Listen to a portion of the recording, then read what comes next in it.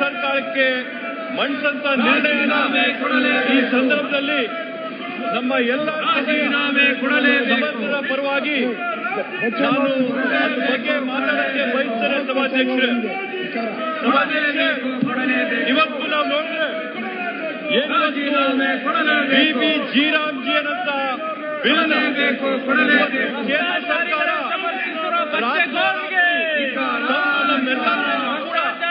ಏನು ಹೇಳಿದೆ, ಆ ಬಿಬಿ ಜೀರಾಮ್ಜಿ ಬಿಲ್ ಏನಿದೆ ಅದರಲ್ಲಿ ಪರಿಶೀಲನೆ ಮಾಡಿದಾಗ ಒಂದೊಂದು ಸ್ಪಷ್ಟವಾಗಿ ಕಾಣುತ್ತೆ.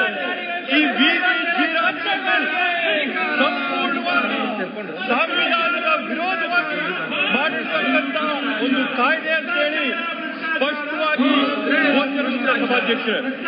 ಸಭಾಧ್ಯಕ್ಷರೇ, ಈ ಬಿಲ್ ನಾವು ನೋಡಿದ್ರೆ ಇವ್ರು ತಂದಿರ್ತಕ್ಕಂಥ ಕಾಯ್ದೆನ ನಾವು ಪರಿಶೀಲನೆ ಮಾಡಿದ್ರೆ ಆ ಕಾಯ್ದೆಯಲ್ಲಿರ್ತಕ್ಕಂಥ ಅಂಶ ಕೂಡ ಸಂವಿಧಾನದ ವಿರುದ್ಧವಾಗಿರುತ್ತೆ. ಸಭಾಧ್ಯಕ್ಷರೇ, ಆದ್ರಿಂದ ಈ ಸಂದರ್ಭದಲ್ಲಿ ಅಂತಂದ್ರೆ ಈ ಒಂದು ಕಾಯ್ದೆನ ಯಾರು ತಂದವ್ರೆ, ಆ ಕಾಯ್ದೆನ ತಂದಂತವ್ರು, ಆ ಕಾಯ್ದೆಯಿಂದ ಇರ್ತಕ್ಕಂಥ ಶಕ್ತಿಗಳು ಸಂಪೂರ್ಣವಾಗಿ ಸಂವಿಧಾನದ ವಿರೋಧಿ ಶಕ್ತಿಗಳು ಮತ್ತೆ ಸಂವಿಧಾನದಲ್ಲಿರ್ತಕ್ಕಂಥ ಆಶ್ವಾಸನೆಗಳ ತಂದು ವಿರುದ್ಧವಾಗಿ ನಡ್ಕೊಳ್ಳುವಂತ ಶಕ್ತಿ ಇವತ್ತು ಈ ಬಿಬಿ ಜೀರಾಮ್ಜಿ ಬಿಲ್ ನ ಕಾಯ್ದೆ ತಂದಿರ್ತಕ್ಕಂಥದ್ದು.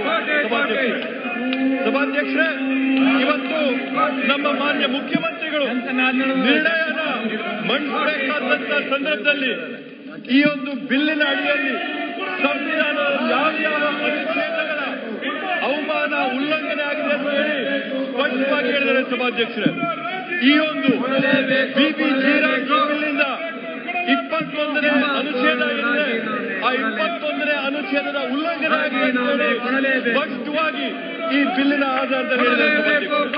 ಅದೇ ರೀತಿಯಲ್ಲಿ ಸಂವಿಧಾನದ 73ನೇ ತಿದ್ದುಪಡಿಯಾಗಿರ್ಬೋದು, ಆ 73ನೇ ತಿದ್ದುಪಡಿಗೆ ಕೂಡ ಅದು ತದ್ವಿರುದ್ಧವಾಗಿರುತ್ತೆ. ಈ ಒಂದು ದೇಶನ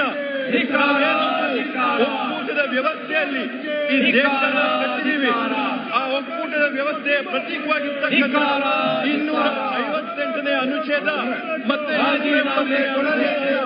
ಈ ಒಂದು ಬಿಬಿ ಜೀರಾಮ್ಜಿ ಮೇಲೆ ಸ್ಪಷ್ಟವಾಗಿ ಸಂವಿಧಾನದ ಎಲ್ಲಾ ಆಶ್ವಾಸನೆಗಳನ್ನು ಕೂಡ ಯಾವ್ದಾದ್ರು ಇದ್ರೆ ಅಲ್ಲಿ ಬಿಬಿ ಜೀರಾಮ್ಜಿ ಸಂವಿಧಾನದ ವಿರುದ್ಧವಾಗಿ ಸಂವಿಧಾನದ ಈ ದೇಶಕ್ಕೆ ಹೋರಾಟ ಮಾಡಿ ಸ್ವಾತಂತ್ರ್ಯ ತಂದುಕೊಟ್ಟವರ ಆಶ್ವಾಸನೆಗಳು ಏನಿದ್ರೆ ಅವೆಲ್ಲವೂ ಕೂಡ ಸಂಪೂರ್ಣವಾಗಿ ಇರ್ತಕ್ಕಂಥ ಕಾಯ್ದೆ ಯಾವ್ದಾದ್ರು ಇದ್ರೆ ಜೀರಾಮ್ಜಿ ಕಾಯ್ದೆ ಅಂತೇಳಿ ಈ ಒಂದು ಸಂದರ್ಭದಲ್ಲಿ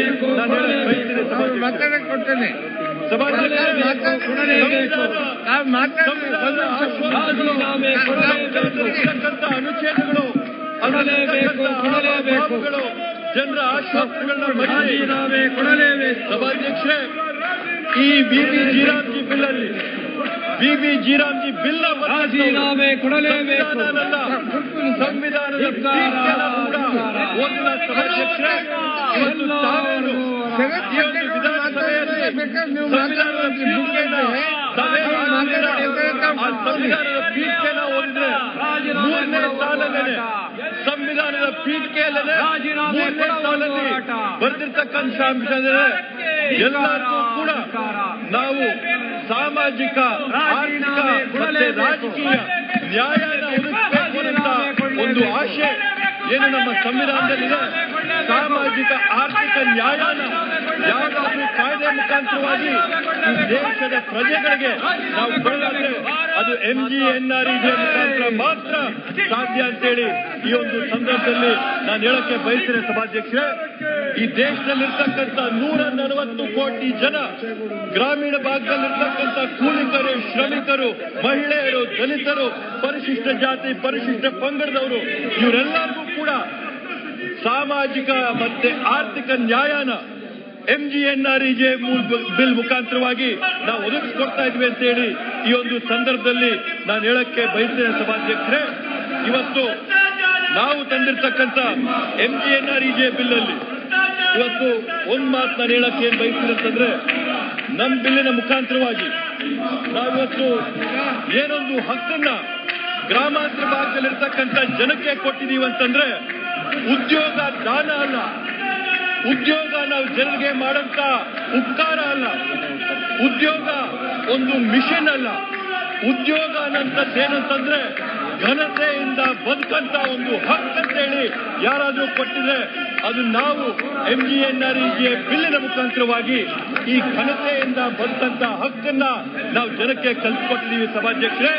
ಇವತ್ತು ಆ ಒಂದು ಘನತೆಯಿಂದ ಬದುಕಂತ ಹಕ್ಕನ್ನ ಕಳಿಸ್ಕೊಡ್ತಾ ಇರ್ತಕ್ಕಂಥದ್ದು ಯಾರಾದ್ರೂ ಇದ್ರೆ ಕೇಂದ್ರದಲ್ಲಿರ್ತಕ್ಕಂಥ ಬಿಜೆಪಿ ಸರ್ಕಾರ ಘನತೆಯಿಂದ ಬದುಕಂತ ಹಕ್ಕನ್ನ ಇವತ್ತು ಕಳಿಸ್ಕೊಂಡು ಜನರನ್ನ ಬೀದಿ ಪಾಲ್ ಮಾಡ್ತಾ ಇರ್ತಕ್ಕಂಥ ಕುತಂತ್ರನ ಹುನ್ನಾರನ ಯಾರಾದ್ರೂ ಮಾಡ್ತಾರೆ ಅಂತಂದ್ರೆ ಕೇಂದ್ರದಲ್ಲಿರ್ತಕ್ಕಂಥ ನರೇಂದ್ರ ಮೋದಿ, ಅಮಿತ್ ಶಾ ನೇತೃತ್ವದ ಬಿಜೆಪಿ ಸರ್ಕಾರ ಈ ಕುತಂತ್ರ ಹುನ್ನಾರಗಳನ್ನ ಇವತ್ತು ದೇಶದ ಎಲ್ಲ ಪ್ರಜೆಗಳ ವಿರುದ್ಧವಾಗಿ ಇವತ್ತು ಮಾಡ್ತಾ ಇರ್ತಕ್ಕಂಥದ್ದು ಸಭಾಧ್ಯಕ್ಷರೇ. ಒಂದು ವಿಶೇಷವಾದಂತ ಅಂಶ ನಾವೇನ್ ಗಮನಿಸಬಹುದು ಅಂದ್ರೆ, MGNREGA ಬಿಲ್ಲಿಂದ Mahatma Gandhi National Rural Employment Guarantee Act ಇಂದ ಯಾರಿಗೆ ಅತ್ಯಂತ ಹೆಚ್ಚು ಅನುಕೂಲ ಆಗ್ತಾ ಇದೆ, ಯಾವ ಸಮುದಾಯಗಳಿಗೆ, ಯಾವ ಜನಾಂಗಗಳಿಗೆ, ಯಾವ ವರ್ಗಗಳಿಗೆ ಅನುಕೂಲ ಆಗ್ತಾ ಇದೆ ಅಂತ ನಾವು ಸ್ವಲ್ಪ ಬೆಳಕು ಹಾಕಿದ್ರೆ, ಸನ್ಮಾನ್ಯ ಸಭಾಧ್ಯಕ್ಷರೇ, 2025-26ನೇ ಸಾಲಿನಲ್ಲಿ ಇವತ್ತು ನಾವು ದೇಶಾದ್ಯಂತ ಎಷ್ಟು ಹೆಣ್ಮಕ್ಳು MGNREGA ಭಾಗವಹಿಸಿದ್ರೆ ಅಂತ ನಾವು ನೋಡಿದ್ರೆ 58% ಇವತ್ತು MGNREGA ಕೂಲಿ ಮಾಡಿ ಅನುಕೂಲ ಪಡ್ಕೊಂಡಿರ್ತಕ್ಕಂಥವ್ರು ಯಾರಾದ್ರೂ ಇದ್ರೆ ಅದು ಹೆಣ್ಮಕ್ಳು ಈ ದೇಶಾದ್ಯಂತ 58% ಅನುಕೂಲ ಪಡ್ಕೊಂಡಿದ್ದಾರೆ ಸಭಾಧ್ಯಕ್ಷರು. ಇವತ್ತು ಒಂದ್ ಮಾತು ಹೇಳ್ಬೇಕಂತಂದ್ರೆ, ಏನ್ ನಮ್ಮ ಮುಖ್ಯಮಂತ್ರಿಗಳು ಆಪಾದನೆ ಮಾಡಿದ್ರು, ಬಿಜೆಪಿಯವರು ಮತ್ತೆ ಅವರ ಸಂಘ ಸಂಸ್ಥೆಗಳವರು ಮನುವಾದಿಗಳಂತೇನು ಹೇಳಿದ್ರು, ಆ ಮನುವಾದಿಯ ಮನಸ್ಥಿತಿ ಇವರ VB ರಾಮ್ಜಿಯಲ್ಲಿ ಸ್ಪಷ್ಟವಾಗಿ ಕಾಣುತ್ತೆ ಸಭಾಧ್ಯಕ್ಷರೇ. ಯಾಕಂದ್ರೆ ಮನುವಾದದ ಪ್ರಕಾರವಾಗಿ ಹೆಣ್ಮಕ್ಳ ಕೆಲಸ ಎರಡೇ ಇರೋದು, ಮನೆಯಲ್ಲಿಲ್ಲ ಅಡುಗೆ ಮಾಡಬೇಕು, ಇಲ್ಲ ಗರ್ಭದಲ್ಲಿ ಮಕ್ಕಳನ್ನ ಎತ್ತಬೇಕು ಅಂತ ಎರಡನೇ ಕೆಲಸ ಇವ್ರ ಪ್ರಕಾರ ಹೆಣ್ಮಕ್ಳಿಗೆ ಇರುತ್ತದ್ದು. ನಮ್ಮ ಸರ್ಕಾರ, ಕಾಂಗ್ರೆಸ್ ಸರ್ಕಾರ, ಮನಮೋಹನ್ ಸಿಂಗ್ ಜಿ ನೇತೃತ್ವದ UPA ಸರ್ಕಾರ ಹೆಣ್ಮಕ್ಕಳ ಒಂದು ಸಬಲೀಕರಣಕ್ಕೆ, ಮಹಿಳೆಯರ ಸಬಲೀಕರಣಕ್ಕೆ MGNREGA ಬಿಲ್ ನ ತಂದು 58% ಹೆಣ್ಮಕ್ಳು, ಗ್ರಾಮೀಣ ಭಾಗದಲ್ಲಿರ್ತಕ್ಕಂಥ ಹೆಣ್ಮಕ್ಳು ಇವತ್ತು ಅವ್ರ ಬದುಕುಗಳನ್ನ ಕಟ್ಕೋತಾ ಇದ್ದಾರೆ. ಈ ಒಂದು MGNREGA ಕಾಯ್ದೆ ಪ್ರಕಾರವಾಗುತ್ತಂದ್ರೆ ಅದನ್ನ ಇವತ್ತು ನಿರ್ಮೂಲನೆ ಮಾಡಕ್ ಹೊರಟವರಲ್ಲ, ಇವ್ರು ಮಾಡ್ತಾ ಇರ್ತಕ್ಕಂಥ ಅನ್ಯಾಯ ಸಭಾಧ್ಯಕ್ಷರೇ. ಇದು ಸಭಾಧ್ಯಕ್ಷರೇ, ಮತ್ತೊಂದು ವಿಷಯ ಏನಂತಂದ್ರೆ, ಇವತ್ತು ಇವ್ರೇನು ಈ ಕಾಯ್ದೆನ ತಂದಿದ್ದಾರೆ, Viksit Bharat guarantee for rural and for Rozgar and Ajeevika mission, Gramin ಅಂತ ಏನಂತ ಹೇಳ್ತವ್ರೆ ಸಭಾಧ್ಯಕ್ಷರನ್ನ ಚಿಕ್ಕದಾಗಿ ಮಾಡಿ ಚುಟ್ಕಾಗಿ ಮಾಡಿದ್ರೆ ರಾಮ್ಜಿ ಅಂತ ಸಿಕ್ಕಿದೆ ಸಭಾಧ್ಯಕ್ಷರು. ಇವತ್ತು ನಾನು ನಿಮ್ಮನ್ನ ಕೇಳಿಸ್ತದ್ದು, ರಾಮ್ ಸೀತೆ ಮಾತೆಗೆ ಅತ್ಯಂತ ಗೌರವ ತೋರಿಸಿದಂತ ಪುರುಷರು ಯಾರಾದ್ರೂ ಇದ್ರೆ ಅದು ಶ್ರೀರಾಮನ ಹೆಸರಲ್ಲಿ ಯಾಕೆ ಈ ರೀತಿಯಾದಂತ ಅನ್ಯಾಯಗಳನ್ನ, ಅಪಚಾರಗಳನ್ನ ತಾವು ಮಾಡ್ತಾ ಇದ್ದೀರಾ? ಇದಕ್ಕೇನಾದ್ರೂ ಎದುರಿಸಬೇಕು ಅಂತಂದ್ರೆ ನಾನು ಇವರಲ್ಲಿ ಮನವಿ ಮಾಡ್ಕೊಳ್ಳೋದು, ಇದಕ್ಕೆ Viksit Bharat guarantee for manual labour oriented income ಮಾಡಿ ಮೋದಿಜಿ ಅಂತ ಮಾಡಿ. ಯಾಕೆ ರಾಮ್ ಹೆಸರಲ್ಲಿ ಅನ್ಯಾಯ ಮಾಡ್ತೀರಾ? ಅನ್ಯಾಯ ಮಹಿಳೆಯರಿಗೆ, ದಲಿತರಿಗೆ, ಹಿಂದುಳಿದ ವರ್ಗದವರಿಗೆ ಇವರೆಲ್ಲರಿಗೂ ಕೂಡ ನೀವು ಅನ್ಯಾಯ ಮಾಡಿದ್ರೆ ಆದ್ರೆ ನಿಮ್ಮ ಹೆಸರಲ್ಲಿ ಮಾಡ್ರಿ, ಮೋದಿಜಿ ಅಂತಾನೆ ಹೇಳ್ರಿ ಅದಕ್ಕೆ ಹೆಸರು. ಯಾಕೆ ರಾಮ್ ಹೆಸರಲ್ಲಿ ಅನ್ಯಾಯ ಮಾಡ್ತೀರಾ? ಪ್ರಧಾನ ಮಂತ್ರಿ ಜಿ ಅಂತೀರಿ. ಪ್ರಧಾನ ಮಂತ್ರಿ ಹೆಸರಲ್ಲಿ ಹೆಂಗಸರಿಗೆ ಅನ್ಯಾಯ ಆಗ್ತಾ ಇದೆ, ದಲಿತರಿಗೆ ಅನ್ಯಾಯ ಆಗ್ತಾ ಇದೆ, ಪರಿಶಿಷ್ಟ ವರ್ಗದವ್ರಿಗೆ ಅನ್ಯಾಯ ಆಗ್ತಾ ಇದೆ ಅಂತೇಳಿ ಪ್ರಧಾನ ಮಂತ್ರಿ ಹೆಸರಲ್ಲಿ, ಮೋದಿಜಿ ಅವರ ಹೆಸರಲ್ಲಿ ಶಾಂತಿ ಅಂತ ಬರ್ತೀವಿ. ಯಾಕಂದ್ರೆ ಬಿಜೆಪಿ ಅವರೆಲ್ಲ ಇವತ್ತು ಏನು ಕೇಂದ್ರದಲ್ಲಿರ್ತಕ್ಕಂಥ ಆಡಳಿತದವರ ಕೈಬೊಂಬೆಗಳಾಗಿ ಪರಿವರ್ತನೆ ಆಗಿ ರಾಜ್ಯದ ಹಿತಾಸಕ್ತಿಗಳನ್ನ, ರಾಜ್ಯದ ಪ್ರಜೆಗಳ ಹಿತಾಸಕ್ತಿನ ನೀವು ಸಂಪೂರ್ಣವಾಗಿ ಮರ್ತಿದ್ದೀರಾ.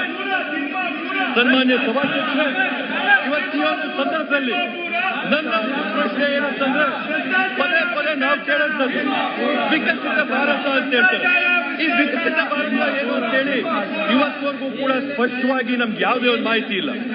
ಏನ್ ವಿಕಸಿತ ಭಾರತ 2047ನೇ ಇಸ್ವಿಯಲ್ಲಿ ವಿಕಸಿತ ಭಾರತ ಮಾಡ್ತೀವಂತ ನೀವು ಹೇಳ್ತೀರಲ್ಲ, ಆ ವಿಕಸಿತ ಭಾರತ ಅಂದ್ರೆ ಅದ್ರ ಅರ್ಥ ಏನು ಅಂತ ಯಾವತ್ತೂ ಗೊತ್ತಾಗಿಲ್ಲ. ಬಿಜೆಪಿ ಅವರು ಯಾವತ್ತೂ ಕೂಡ ಮಾತಾಡ್ತಾರೆ, ಇಲ್ಲ 50 ವರ್ಷ ಮುಂದಕ್ಕೆ ಮಾತಾಡ್ತಾರೆ, ಇಲ್ಲ 20 ವರ್ಷ ಹಿಂದಿನ ಮಾತು ಮಾತಾಡ್ತಾರೆ. ಸದ್ಯದಲ್ಲಿ ಇವಾಗಿರ್ತಕ್ಕಂಥ ಪರಿಸ್ಥಿತಿ ಬಗ್ಗೆ ಏನಾದ್ರೂ ಚರ್ಚೆ ಮಾಡಿ ಅಂದ್ರೆ, ಅದಕ್ಕೇನಾದ್ರೂ ಪರಿಹಾರ ಕೊಡ್ರಿ ಅಂದ್ರೆ ಅದಕ್ಕೆ ಯಾವುದೇ ಒಂದು ಪರಿಹಾರ ಇಲ್ಲ. ಅದಕ್ಕೆ ಯಾವುದೇ ರೀತಿಯಾದಂತ ಸಹಾಯ ಮಾಡುವುದಕ್ಕೆ ಮುಂದೆ ಬರುವಂತದ್ದಿಲ್ಲ. ಬರೀ 2000 ವರ್ಷದ ಮುಂದೆ ಮಾತು, 50 ವರ್ಷದ ಮುಂದೆ ಮಾತು. ವಿಕಸಿತ ಭಾರತ ಅಂತಂದ್ರೆ ಏನು ಅಂತ ಇವತ್ತವರೆಗೂ ಗೊತ್ತಾಗಿಲ್ಲ ಸಭಾಧ್ಯಕ್ಷೆ. ಇವ್ರ ಪ್ರಕಾರ ಬಡತನ ಯಾವ ತರ ನಿರ್ಮೂಲನೆ ಮಾಡಿದ್ರೆ ಬಡತನ ರೇಖೆನ ಕಡಿಮೆಯಾಗಿ ಕೆಳಗಿಸ್ತಾ ಹೋದ್ರೆ ಬಡತನ ಕಡಿಮೆ ಆಗ್ತಾ ಹೋಗ್ತದೆ. ಇವ್ರ ಪರಿಕಲ್ಪನೆಯಲ್ಲಿ ಬಡತನನ ನಾವು ನಿರ್ಮೂಲನೆ ಮಾಡ್ಬೇಕಂದ್ರೆ ಸಮಾಜನ ಮೇಲೆತ್ತಬೇಕು ಅನ್ನೋದನ್ನ ಸಂಪೂರ್ಣವಾಗಿ ಮರ್ತಿ ಬಡತನ ನಿರ್ಮೂಲನೆ ಅಂತಂದ್ರೆ ಬಡತನ ರೇಖೆನ ಕಡಿಮೆ ಮಾಡೋಂಥದ್ದು ಅನ್ನಂತ ಒಂದು ಕಲ್ಪನೆ ಏನಿಟ್ಕೊಂಡಿದ್ದಾರೆ ಸಭಾಧ್ಯಕ್ಷೆ, ಅತ್ಯಂತ ಖಂಡನೀಯವಾದಂಥದ್ದು. ಸನ್ಮಾನ್ಯ ಸಭಾಧ್ಯಕ್ಷರೇ, ಯುಪಿಎ ಸರ್ಕಾರದಲ್ಲಿ ನಾವು ನೋಡಿದ್ರೆ 2005ರಿಂದ 2015 ನಾವು ಯುಪಿಎ ಸರ್ಕಾರ ಮಾಡಿದಂತ ಸಾಧನೆ ಮಾಡಿದ್ರೆ ಜಿಡಿಪಿಯ ಬೆಳವಣಿಗೆ ಕೂಡ ಆಗ್ತಾ ಇತ್ತು. ಜಿಡಿಪಿಯ ಬೆಳವಣಿಗೆ ಜೊತೆಗೆ ಸಾಹುಕಾರ ಮತ್ತೆ ಬಡವರ ಮಧ್ಯೆ ಇದ್ದಂತ ಅಂತರ ಏನಿತ್ತು ಆ ಅಂತರ ಕಡಿಮೆ ಆಗ್ತಾ ಹೋಗ್ತಾ ಇತ್ತು ಸಭಾಧ್ಯಕ್ಷರೇ. ಆದ್ರೆ ಇತ್ತೀಚಿನ ದಿನಮಾನಗಳಲ್ಲಿ ಈ ಒಂದು NDA ಸರ್ಕಾರ ಕೇಂದ್ರದಲ್ಲಿ ಬಂದಾದ ನಂತರ ನಾವು ಸ್ಪಷ್ಟವಾಗಿ ಏನಂತ ನೋಡ್ತಾ ಇದೀವಿ ಅಂತಂದ್ರೆ ಬಡವರು ಬಡವರಾಗೇ ಉಳ್ಕೊಂಡು ಹೋಗ್ತಾವ್ರೆ, ಬಡತನ ಜಾಸ್ತಿ ಆಗ್ತಾ ಇದೆ, ಸಾಹುಕಾರರೇ ಹೋಗ್ತಾ ಇದಾರೆ. ಬಡವರು ಮತ್ತೆ ಸಾಹುಕಾರ ಮಧ್ಯೆ ಡಿಸ್ಪ್ಯಾರಿಟಿ ಆಫ್ ಇನ್ಕಮ್ ಏನಾಗ್ತಾ ಇದೆ ಇದು ದಿನೇ ದಿನೇ ಹೆಚ್ಚಾಗಿ ಹೋಗ್ತಾ ಇದೆ ಸಭಾಧ್ಯಕ್ಷೆ. ಅದರ ನಿರ್ಮೂಲನಕ್ಕೆ ಅದನ್ನ ತೆಗೆದುಬೇಕು ಅಂತ ಯಾವುದೇ ಒಂದು ಪರಿಕಲ್ಪನೆ ಇಟ್ಕೋದೆ ಇವತ್ತು ಇವರು ಸರ್ಕಾರ ನಡೆಸ್ತಾ ಇರ್ತಕ್ಕಂಥದ್ದು ಬಡವರ ಪರ ಇರ್ತಕ್ಕಂಥ ಯೋಜನೆಗಳು, ಕಾರ್ಯಕ್ರಮಗಳು, ಅದರಲ್ಲಿ ಕೂಡ ವಿಶ್ವದಲ್ಲೇನೆ ಬಡತನ ನಿರ್ಮೂಲನಕ್ಕೆ ಇರ್ತಕ್ಕಂಥ ಅತ್ಯಂತ ದೊಡ್ಡ ಯಶಸ್ವಿಯಾದಂತ ಕಾಯ್ದೆ ಆಗಿರ್ತಕ್ಕಂಥ MGNREGA ಕಾಯ್ದೆನ ಇವತ್ತು ಇವರು ಏಕಾಏಕಿ ರಾತ್ರೋರಾತ್ರಿ ವಜಾ ಮಾಡಿರ್ತಕ್ಕಂಥದ್ದು ನಿಜವಾಗ್ಲೂ ಸಭಾಧ್ಯಕ್ಷೆ ಎಲ್ಲರಿಗೂ ಕೂಡ ಅವಮಾನ ಮಾಡಂತ ಖಂಡನೀಯವಾದಂತ ಬೆಳವಣಿಗೆ ಅಂತ ಈ ಸಂದರ್ಭದಲ್ಲಿ ನಾನು ಬಯಸಿದ ಸಭಾಧ್ಯಕ್ಷರೇ.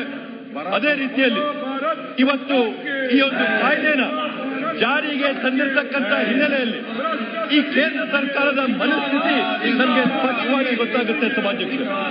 ಇವತ್ತೊಂದಾದ್ರು 2005ನೇ ಇಸ್ವಿಯಲ್ಲಿ UPA ಸರ್ಕಾರ ಶ್ರೀ ಮನಮೋಹನ್ ಸಿಂಗ್ಜಿಯವರ ಸರ್ಕಾರ ಇದ್ದಂತ ಸಂದರ್ಭದಲ್ಲಿ ಈ ಒಂದು ಕಾಯ್ದೆನ ಜಾರಿಗೆ ತರಬೇಕಾದಂತ ಸಂದರ್ಭದಲ್ಲಿ ವರ್ಷಾನುಗಟ್ಟಲೆ ರಾಜ್ಯಗಳ ಜೊತೆ, ಆರ್ಥಿಕ ತಜ್ಞರ ಜೊತೆ, ವಿರೋಧ ಪಕ್ಷಗಳ ಜೊತೆ, ಇವರೆಲ್ಲರ ಜೊತೆ ಕೂತ್ಕೊಂಡು ಸಮಾಲೋಚನೆ ಮಾಡಿ, ಚರ್ಚೆ ಮಾಡಿ ಬಡತನದ ನಿರ್ಮೂಲನಕ್ಕೆ ಯಾವ ಹೆಜ್ಜೆಗಳನ್ನ, ಕ್ರಮಗಳನ್ನ ನಾವು ತಗೋಬೇಕು ಅಂತ ಚರ್ಚೆ ಮಾಡಿ ಪ್ರಾಯೋಗಿಕವಾಗಿ ಪ್ರಪ್ರಥಮವಾಗಿ 90 ಜಿಲ್ಲೆಗಳಲ್ಲಿ ಈ ಒಂದು ರೂರಲ್ ಎಂಪ್ಲಾಯ್ಮೆಂಟ್ ಗ್ಯಾರಂಟಿ ಆಕ್ಟ್ ಏನಿದೆ ಪ್ರಪ್ರಥಮವಾಗಿ 90 ಜಿಲ್ಲೆಗಳಲ್ಲಿ ಪ್ರಾಯೋಗಿಕವಾಗಿ ಇದನ್ನ ತಂದು ತದನಂತರ ಈ ದೇಶದಲ್ಲಿರ್ತಕ್ಕಂಥ ಸುಮಾರು 600 ಜಿಲ್ಲೆಗಳಿಗೆ ಈ ಒಂದು ಕಾಯ್ದೆನ ವಿಸ್ತರಿಸಿರ್ತಕ್ಕಂಥದ್ದನ್ನ ನಾವು ನೋಡಿದೀವಿ ಸಭಾಧ್ಯಕ್ಷರೇ.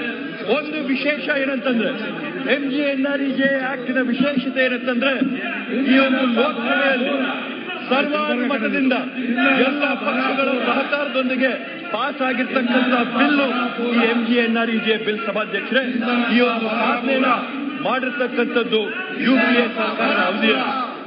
ಅದೇ ಸಭಾಧ್ಯಕ್ಷರೇ, ಇವತ್ತು ಕೋಆಪರೇಟಿವ್ ಫೆಡರಲಿಸಂ ಅಂತ ಹೇಳ್ತೀವಿ, ಸಹಕಾರಿಯ ಒಂದು ಒಕ್ಕೂಟದ ವ್ಯವಸ್ಥೆ ಅಂತ ನಾವು ಹೇಳ್ತಿರ್ತೀವಿ. ಆ ಕೋಆಪರೇಟಿವ್ ಫೆಡರಲಿಸಂನ ಎತ್ತಿದಂತ ಕಾಯ್ದೆ MGNREGA ಕಾಯ್ದೆ ಸಭಾಧ್ಯಕ್ಷರೇ. ಆದ್ರೆ ಇದೆ BBGRAMG ಅಂತ ಬಿಲ್ನ ಯೂನಿಯನ್ ತಂದು ಸದನದಲ್ಲಿ ಪಾಸ್ ಮಾಡಿಕೊಂಡಿದ್ದಾರೆ. ಆ ಬಿಲ್ನ ನೀವು ಬರೀ ಮೆಲ್ಕಾಸಬೇಕಾಗಿದೆ ಸಭಾಧ್ಯಕ್ಷರೇ. ರಾತ್ರೋರಾತ್ರಿ ಯಾರ ಗಮನಕ್ಕೂ ಕೂಡ ತರದೆ, ಯಾರು ವಿಶ್ವಾಸಕ್ಕೆ ತಗೊಳ್ದೆ ಯಾವ ರಾಜ್ಯದ ಮುಖ್ಯಮಂತ್ರಿಗಳ ಜೊತೆ ಸಮಾಲೋಚನೆ ನಡೆಸಿದೆ ಇವತ್ತು ಆ ಬಿಲ್ 48 ಗಂಟೆ ಒಳಗಡೆ ಪಾರ್ಲಿಮೆಂಟ್ ಅಲ್ಲಿ ಚರ್ಚೆ ಮಾಡಿ ಪಾಸ್ ಮಾಡಿ ಪ್ರಧಾನಮಂತ್ರಿಗಳ ಅಂಕುಶನ ಹಾಕ್ಬೇಕಂತಂದ್ರೆ ಅಷ್ಟು ತುರ್ತಾಗಿ ಮಾಡಂತ ಅಗತ್ಯ ಏನಿದೆ ಸಭಾಧ್ಯಕ್ಷರೇ ಈ ರೀತಿಯಾಗಿ ರಾತ್ರೋರಾತ್ರಿ ಪಾಸ್ ಮಾಡಿರ್ತಕ್ಕಂಥ ಈ ಸರ್ಕಾರದ ಬಿಲ್ಗಳಿಗೆ ನಾನಾದ್ರೂ ಒಂದು ಹೆಸರನ್ನ ಇಟ್ಟಿದ್ದೀನಿ ಸಭಾಧ್ಯಕ್ಷರೇ, ಸರ್ಜಿಕಲ್ ಸ್ಟ್ರೈಕ್ ಬಿಲ್ ಅಂತ. ಈ ಸರ್ಜಿಕಲ್ ಸ್ಟ್ರೈಕ್ ಬಿಲ್ಗಳ ಉದ್ದೇಶ ಏನಂತಂದ್ರೆ ರಾತ್ರೋರಾತ್ರಿ ಮಾಡಬೇಕು, ಏಕಾಏಕಿ ಮಾಡಬೇಕು, ಯಾರಿಗೂ ಕೂಡ ಚರ್ಚೆ ಮಾಡಬಾರ್ದು. ಆದ್ರೆ ಪ್ರಮುಖವಾಗಿ ಯೂತರಂತ ಈ ಸರ್ಜಿಕಲ್ ಸ್ಟ್ರೈಕ್ ಬಿಲ್ಗಳಿಂದ ನಮ್ಮ ಸಮಾಜದ ಯಾವುದೋ ಒಂದು ವರ್ಗಕ್ಕೆ ಏಟಂತೂ ಆಗ ರೀತಿಯಲ್ಲಿ ತೊಂದರೆ ಮಾಡಂತ ರೀತಿಯಲ್ಲಂತೂ ಈ ಬಿಲ್ಗಳನ್ನ ತರ್ತಾರೆ. ಉದ್ದೇಶ ಏನಂತಂದ್ರೆ ಯಾರಿಗೋ ಒಬ್ಬರಿಗೆ ಅನುಕೂಲ ಮಾಡಿಕೊಡ್ಬೇಕು ಅನ್ನೋ ನಿಟ್ಟಿನಲ್ಲಿ ಬಂಡವಾಳ ಶಾಹಿಗಳಿಗೆ, ಕಾರ್ಪೊರೇಟ್ಗಳಿಗೆ, ಕಾಸಿರಂತವ್ರಿಗೆ ಅನುಕೂಲ ಮಾಡಿಕೊಡ್ಬೇಕು ಅನ್ನೋ ಒಂದು ದುರುದ್ದೇಶ ಇಟ್ಕೊಂಡು ಇವರು ಈ ಬಿಲ್ಗಳನ್ನ ತರ್ತಾರೆ ಸಭಾಧ್ಯಕ್ಷರೇ. ಈ ಒಂದು ಸರ್ಜಿಕಲ್ ಸ್ಟ್ರೈಕ್ ಬಿಲ್ಗಳಂತ ಇವರೇನ್ ಮಾಡಿದರೆ ಸಭಾಧ್ಯಕ್ಷರೇ, ಅದರ ಒಂದು ದೊಡ್ಡ ಪಟ್ಟಿನೇ ಇದೆ. ಬಹುಶಃ ಅದನ್ನ ಈ ಸಂದರ್ಭದಲ್ಲಿ ನಾನು ಹೇಳಕ್ ಬಯಸ್ತೀನಿ ಸಭಾಧ್ಯಕ್ಷರೇ. 2015 ಡಿಮಾನಿಟೈಸೇಷನ್ ಮಾಡಿದ್ರು, ನೋಟ್ ಬಂದಿ ಮಾಡಿದ್ರು. ರಾತ್ರೋರಾತ್ರಿ ದೇಶದ ಯಾರಿಗೂ ಕೂಡ ವಿಶ್ವಾಸಕ್ಕೆ ತಗೊಂಡೆ, ಗಮನಕ್ಕೆ ತಗೊಂಡು ಬರ್ದೆ 500 ರೂಪಾಯಿಗಳನ್ನ 1000 ರೂಪಾಯಿಗಳನ್ನ ಅಮಾನತ್ ಮಾಡಿದ್ರು ಸಭಾಧ್ಯಕ್ಷರು. ಆ ಮಾಡಿದಂತ ಸಂದರ್ಭದಲ್ಲಿ ಗ್ರಾಮಾಂತರ ಭಾಗದಲ್ಲಿರ್ತಕ್ಕಂಥ ಲಕ್ಷಾಂತರ ಕೋಟ್ಯಾಂತರ ಜನರಿಗೆ ಯಾವ್ಯಾವ ರೀತಿಯಾದಂತಹ ತೊಂದರೆಗಳಾಯ್ತು ಅಂತೇಳಿ ಎಲ್ಲರಿಗೂ ಕೂಡ ಗೊತ್ತಿರಂತ ವಿಷಯ ಸಭಾಧ್ಯಕ್ಷರೇ. ಜನರಿಗೆ ತೊಂದರೆ ಆಗಂತದ್ದಿರ್ಲಿ, ಈ ದೇಶದ ಬೆಳವಣಿಗೆ ಏನಿತ್ತು ಸರಿಸಮಾನವಾಗಿ 7.4 GDPಯ ಪ್ರಗತಿಯಲ್ಲಿ ಏನು ಈ ದೇಶ ಬೆಳವಣಿಗೆ ಆಗ್ತಾ ಇತ್ತು, ಇವ್ರು ತಂದಂತ ಅವೈಜ್ಞಾನಿಕವಾದಂತ ಡಿಮಾನಿಟೈಸೇಷನ್ ಸರ್ಜಿಕಲ್ ಸ್ಟ್ರೈಕ್ ಕಾಯ್ದೆ ಏನಾಯ್ತು, ಆ ಡಿಮಾನಿಟೈಸೇಷನ್ ಇಂದ ಈ ದೇಶದ ಆರ್ಥಿಕ ಬೆಳವಣಿಗೆ ಪ್ರಗತಿ 7.4 ಇರಬೇಕಾಗಿದ್ದು 6.4ಕ್ಕೆ ಹೋಗಿ ಇಳಿದೋಯ್ತು ಸಭಾಧ್ಯಕ್ಷರೇ. ಆ ಒಂದು ಸಂದರ್ಭದಲ್ಲಿ ಏನಾದ್ರು ಕಪ್ಪಣನೆಲ್ಲ ಹಿಡಿದಾಕ್ಬಿಡ್ತೀವಿ, ವಿದೇಶದಲ್ಲಿರ್ತಕ್ಕಂಥ ಭಯೋತ್ಪಾದಕ ಗುಂಪುಗಳಿಗೆಲ್ಲ ಹೋಗ್ತಾ ಇರ್ತಕ್ಕಂಥ ಫಂಡಿಂಗ್ ಅನ್ನ ನಿಲ್ಲಿಸ್ಬಿಡ್ತೀವಿ, ರಾಜಕಾರಣಿಗಳ ಹತ್ತಿರಂತ ಕಪ್ಪಣ ಎಲ್ಲ ಲಾಕ್ ಆಗೋಗ್ಬಿಡುತ್ತೆ ಅಂತ ಹೇಳಿದ್ರು ಸಭಾಧ್ಯಕ್ಷರೇ. ನಾಚಿಕೆ ಆಗ್ಬೇಕು, ಅವಮಾನ ಆಗ್ಬೇಕು, ಮಾನ ಮರ್ಯಾದೆ ಇವತ್ತು ದೇಶದಲ್ಲಿದ್ದಂತ 15,41,000 ಕೋಟಿಗಳ ಪೈಕಿ ಏನು ಕರೆನ್ಸಿ ಅಂತ ನಾವೇನ್ ಕರಿತೀವಿ, ಹಾರ್ಡ್ ಕರೆನ್ಸಿಯಲ್ಲಿದ್ದಂತ 15,41,000 ಕೋಟಿಯ ಪೈಕಿ ಡಿಮಾನಿಟೈಸೇಷನ್ ಮಾಡಿದ ನಂತರ ಸರ್ಕಾರದ ಒಂದು ಗಮನಕ್ಕೆ ಬಂದಂತದ್ದು 15,31,000 ಕೋಟಿ ಸಭಾಧ್ಯಕ್ಷರೇ. ಹಂಗಂತಂದ್ರೆ 99.3% ಅಷ್ಟು ಏನು ಇಷ್ಟೋ ಕಾಸು ಅದೆಲ್ಲ ಕೂಡ ವಾಪಸ್ ಸರ್ಕಾರಕ್ಕೆ ಬಂತು ಸಭಾಧ್ಯಕ್ಷರೇ. ಇವ್ರು ಮಾಡಿದಂತ ಸಾಧನೆ ಏನಂತಂದ್ರೆ 10,000 ಕೋಟಿ ರೂಪಾಯಿಗಳು ಮಾತ್ರ ಇವತ್ತು ಅಮಾನತ್ತಾಯ್ತು. ಆ 10,000 ಕೋಟಿ ರೂಪಾಯಿಗಳನ್ನ ನೀವು ರಿಕವರಿ ಮಾಡಕ್ಕೆ ಹೊಸದಾಗಿ ಮಾಡಿದಂತ 500 ರೂಪಾಯಿಗಳು 2,000 ರೂಪಾಯಿಗಳು ನೋಟ್ಗಳಿಗೆ ಇವ್ರು ಬಿಜೆಪಿ ಸರ್ಕಾರ ಹೊಸ ನೋಟ್ ಪ್ರಿಂಟ್ ಮಾಡಕ್ಕೆ ಎಷ್ಟು ಖರ್ಚು ಮಾಡಿದ್ರು ಅಂದ್ರೆ 20,000 ಕೋಟಿ ರೂಪಾಯಿಗಳನ್ನ ಹೊಸ ನೋಟ್ ಪ್ರಿಂಟ್ ಮಾಡಕ್ ಕಳ್ಸಿದ್ರು. ಉಳಿಸಿದ್ದು ಇವರು 10,000 ಕೋಟಿ, ಹೊಸ ನೋಟ್ ಪ್ರಿಂಟ್ ಮಾಡಕ್ ಇವ್ರು ಖರ್ಚು ಮಾಡಿದ್ದು 20,000 ಕೋಟಿ. ಅಂದ್ರೆ ಹೊಸದಾಗಿ ಇವ್ರು ಮಾಡಿದಂತ ಅವೈಜ್ಞಾನಿಕವಾದಂತ ಡಿಮಾನಿಟೈಸೇಷನ್ ಇಂದ ಈ ದೇಶದ ಕಂದಾಯ ಟ್ಯಾಕ್ಸ್ ಕಟ್ಟಂತ, ತೆರಿಗೆ ಕಟ್ಟಂತ ಸಾರ್ವಜನಿಕರ ಮೇಲೆ ಅವೈಜ್ಞಾನಿಕವಾದಂತ ಕ್ರಮದಿಂದ 10,000 ಕೋಟಿ ರೂಪಾಯಿಗಳ ಹೊರೆನ ಹೊರಿಸಿರ್ತಕ್ಕಂಥ ಇವ್ರಿಗೆ ನಾಚಿಕೆ ಅವಮಾನ ಆಗ್ಬೇಕು ಸಭಾಧ್ಯಕ್ಷರೇ. ಮಾನ ಮರ್ಯಾದೆ ಇಲ್ಲದೆ ಇವತ್ತು ಇವರು ಮಾತಾಡ್ತಾರೆ ವಿಬಿಜಿ ರಾಮ್ಜಿ ಬಿಲ್ ಬಗ್ಗೆ. ಸನ್ಮಾನ್ಯ ಸಭಾಧ್ಯಕ್ಷರೇ, ಅದೇ ರೀತಿಯಲ್ಲಿ ವಿಶ್ವಾದ್ಯಂತ ಕೋವಿಡ್ನ ಸಂಕ್ರಮ ಆದಂತ ಸಂದರ್ಭದಲ್ಲಿ ಎಲ್ಲ ಕಡೆ ಪ್ಯಾಂಡಮಿಕ್ ಆದಂತ ಸಂದರ್ಭದಲ್ಲಿ ಏನ್ ಇವರು ಅವೈಜ್ಞಾನಿಕವಾಗಿ ಲಾಕ್ಡೌನ್ ಮಾಡಿದ್ರು, ಆ ಅವೈಜ್ಞಾನಿಕವಾಗಿ ಲಾಕ್ಡೌನ್ ಮಾಡಿದಂತ ಸಂದರ್ಭದಲ್ಲಿ ನಗರಗಳಲ್ಲಿ ಬಂದಿರತಕ್ಕಂಥ ವಲಸೆ ಕಾರ್ಮಿಕರಿಗೆ ಯಾವ ತರ ನೆರವನ್ನ ಕೊಡಬೇಕು ಅಂತೇಳಿ ಇವರು ಅವತ್ತು ತೀರ್ಮಾನ ಮಾಡಬೇಕಾಗಿತ್ತು ಸಭಾಧ್ಯಕ್ಷರೇ. ಆದ್ರೆ ಬಡವರ ಪರವಾಗಿ, ಕಾರ್ಮಿಕರ ಪರವಾಗಿ, ದಲಿತರ ಪರವಾಗಿ, ಹಿಂದುಳಿದವರ ಪರವಾಗಿ, ರೈತರ ಪರವಾಗಿ, ಕೂಲಿ ಕಾರ್ಮಿಕರ ಪರವಾಗಿ ಒಂದು ಕ್ರಮನ ತಗೊಂಡೆ ಇವರು ರೈತ ವಿರೋಧಿಯಾಗಿ, ದಲಿತ ವಿರೋಧಿಯಾಗಿ, ಜನ ವಿರೋಧಿಯಾಗಿ ಇವತ್ತು ಇವರೇನು ಲಾಕ್ಡೌನ್ ಮಾಡಿದ್ರು, ಆ ಲಾಕ್ಡೌನ್ ಕೋಟ್ಯಾಂತರ ಜೀವನಗಳನ್ನ ಹಾಳು ಮಾಡಿಕೊಂಡಿರ್ತಕ್ಕಂಥದ್ದನ್ನ ನಾವು ನೋಡಿದೀವಿ ಸಭಾಧ್ಯಕ್ಷರು. ಅದೇ ರೀತಿಯಲ್ಲಿ ಮತ್ತೊಂದು ಜನವಿರೋಧಿ ಈ ದೇಶದ ಬೆನ್ನೆಲುಬೇನು ಅಂತಂದ್ರೆ ಈ ದೇಶದ ಅನ್ನದಾತರು ಯಾರು ಅಂತ ಹೇಳಿದ್ರೆ ಈ ದೇಶದಲ್ಲಿರ್ತಕ್ಕಂಥ ರೈತರು ಈ ದೇಶದ ಬೆನ್ನೆಲುಬು, ಈ ದೇಶದ ಅನ್ನದಾತರು. ಇವತ್ತು ನೀವು ತಿನ್ನಂತ ಅನ್ನ ಆಗಿರ್ಬೋದು, ನಾನ್ ತಿನ್ನಂತ ಅನ್ನ ಆಗಿರ್ಬೋದು, ಇವೆಲ್ಲವನ್ನೂ ಕೂಡ ಈ ದೇಶಕ್ಕೆ ಯಾರು ಕೊಡ್ತಾ ಇದಾರೆ ಅಂತಂದ್ರೆ ಈ ದೇಶದ ರೈತರು ಕೊಡ್ತಾ ಇದಾರೆ ಸಭಾಧ್ಯಕ್ಷರೇ. ಇವತ್ತು ಆ ರೈತರ ವಿರುದ್ಧವಾಗಿ ಇವರು ರಾತ್ರೋರಾತ್ರಿ ತಂದಂತ ಕಾಯ್ದೆಗಳ ಪರಿಣಾಮವಾಗಿ ನೂರಾರು ರೈತರು ದೆಹಲಿ ಹತ್ರ ಪ್ರತಿಭಟನೆ ಮಾಡ್ತಾ ಅವ್ರ ಜೀವನಗಳನ್ನ ಕಳ್ಕೊಂಡಂತದ್ದನ್ನ ನಾವು ನೋಡಿದ್ವಿ ಸಭಾಧ್ಯಕ್ಷರೇ. ಆ ಒಂದು ನಿಟ್ಟಿನಲ್ಲಿ ರೈತರ ಪರವಾಗಿ ಇವತ್ತು ನಾವು ಕಾಯ್ದೆನ ತರ್ತೀವಿ, 60 ದಿನ ಬ್ರೇಕ್ ಕೊಡ್ತೀವಿ ಅಂತ ಹೇಳ್ತಾರಲ್ಲ, ಆವತ್ತು ನಿಮ್ಮ ರೈತರ ಪರ ಕಾಳಜಿ ಏನಾಗಿತ್ತು ಅಂತ ನಾನು ಕೇಳಕ್ಕೆ ಬಯಸ್ತೇನೆ ಸಭಾಧ್ಯಕ್ಷರೇ. ಆ ಒಂದು ಸಂದರ್ಭದಲ್ಲಿ ನೂರಾರು ಸಂಖ್ಯೆಯಲ್ಲಿ ವರ್ಷಾನುಗಟ್ಟಲೆ ರೈತರು ಪ್ರತಿಭಟನೆ ಮಾಡಬೇಕಾದಂತ ಸಂದರ್ಭದಲ್ಲಿ ಬಿಜೆಪಿ ಪಾರ್ಟಿಯಲ್ಲಿದ್ದು, ಪ್ರಧಾನಮಂತ್ರಿಗಳಲ್ಲಿದ್ರು, ಗೃಹ ಸಚಿವರಲ್ಲಿ ಹೋಗಿದ್ರು, ಕೃಷಿ ಸಚಿವರೇನಾಗಿದ್ರು, ರೈತರು ನಿಮ್ಗೆ ಆ ಒಂದು ಸಂದರ್ಭದಲ್ಲಿ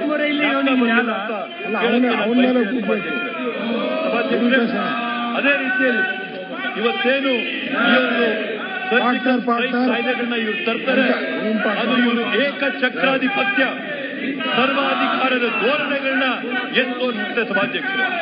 ಇವ್ರು ತರಂತ ಕಾಯ್ದೆಗಳು ಜನಕ್ಕೆ ಅಷ್ಟು ಲಾಭ ಆಗದಾದ್ರೆ, ಜನಕ್ಕೆ ಅಷ್ಟು ಅನುಕೂಲ ಆಗದಾದ್ರೆ ಚರ್ಚೆ ಮಾಡಿ, ಗಂಟೆಗಟ್ಟಲೆ ಚರ್ಚೆ ಮಾಡಲಿ, ಸಮಾಲೋಚನೆ ಮಾಡಲಿ, ಆರ್ಥಿಕ ತಜ್ಞರನ್ನ ವಿಶ್ವಾಸಕ್ಕೆ ತಗೊಳ್ಳಿ.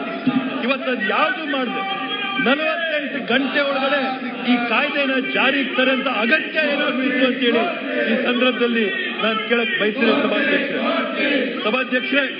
ಈ ಒಂದು ಕಾಯ್ದೆ ಮನ್ರೇಗಾ ಅಡಿಯಲ್ಲಿ ನಾವೇನಂತ ಹೇಳಿದ್ವಿ ಅಂತಂದ್ರೆ ಇನ್ನ ಅರ್ಧ ಗಂಟೆ ಇದೆ, ಇನ್ನ ಮುಕ್ಕಾಲು ಗಂಟೆ ಮಾತಾಡಬೇಕು ಸನ್ಮಾನ್ಯ ಸಭಾಧ್ಯಕ್ಷರೇ.